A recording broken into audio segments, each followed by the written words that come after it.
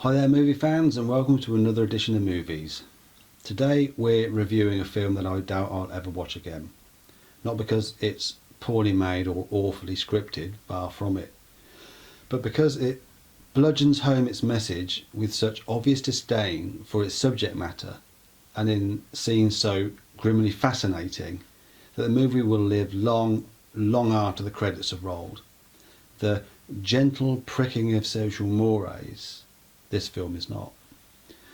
The film we're reviewing is the recently released Triangle of Sadness, directed by Ruben Östlund and starring Harris Dickinson, Dolly de Leon, a riveting cameo from Woody Harrelson and the late Charlie Dean Creek, who sadly passed away just aged 32 shortly before the release of the film. As a storyline goes, it is very simply told.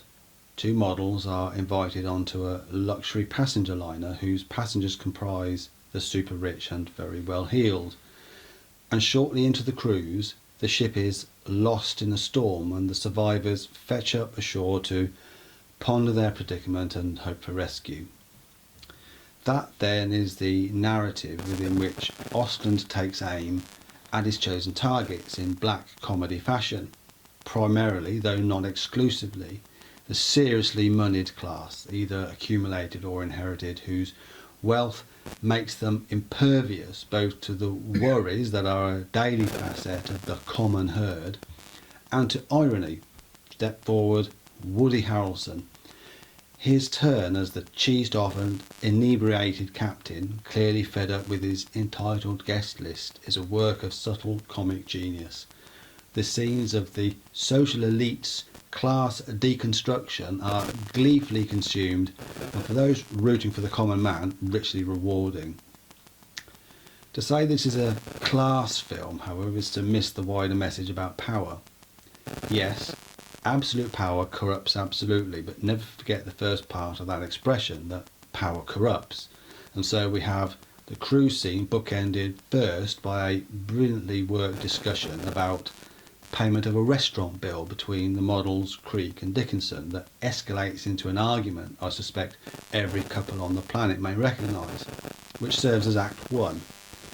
And the island scenes at the end of Act 3, which, if you are literally minded, are not that far removed from the conclusion of George Orwell's Animal Farm. I mentioned scenes living long in the memory, and there are too many to list here, but standouts involve a plated octopus, a distressed donkey, Woody Harrelson, a rocking lifeboat, a packet of twiglets, the colours yellow and brown, and the next time you're flicking through a clothing catalogue, reflect on the smiles behind those catwalk models. Plus a word of warning to all the landlubbers out there: do not watch this film on a full stomach. You have been warned. In all, a quite excellent, thought-provoking film, well worth a watch if you can get it. Now, I mentioned earlier that this wasn't a film I'd ever need to watch again. But I lied. I couldn't resist a second helping. It is that good. Thank you for watching. Comment if you wish, and we'd love to hear from you, but more importantly, please subscribe to our channel.